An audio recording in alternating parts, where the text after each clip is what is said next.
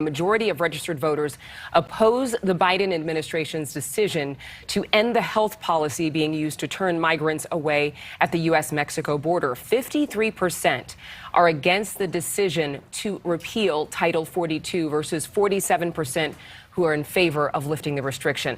A Title 42 giving officials at the U.S. Mexico border the ability to turn away migrants because of the pandemic to stop the spread of COVID-19. This has been in place for 2 years. The Biden administration says it plans to end Title 42 on May 23rd. Correspondent Robert Sherman is joining us live from Hidalgo, Texas, with more on this story. Robert.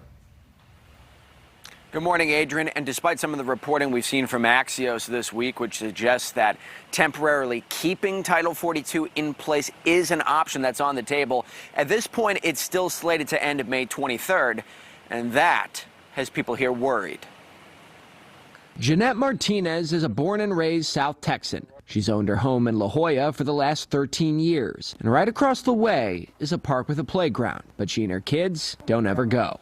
Well, sometimes we have illegals that they do hide over there in the restrooms.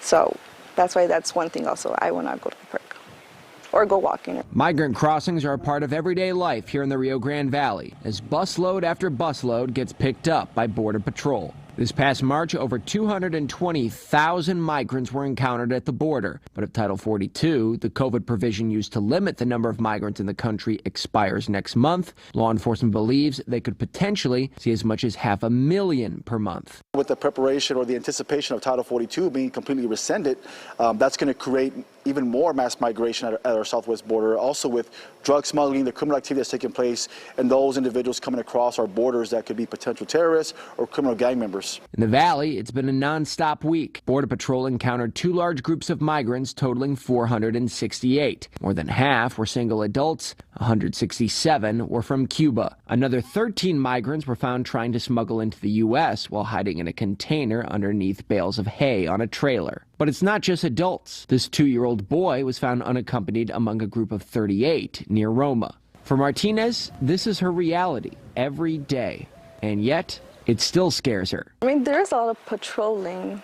I'm not gonna lie, like they do patrol and stuff, but they just gotta, I don't know, have somebody here or something at all times. I don't know. And you heard that point that Martinez made there, having more patrols on the ground here. Yeah, some do feel that way here. Others believe it's simply a lost cause at this point. Thank you so much for watching. Make sure to click on the red subscribe button below so you can get more of NewsNation's fact-driven, unbiased coverage.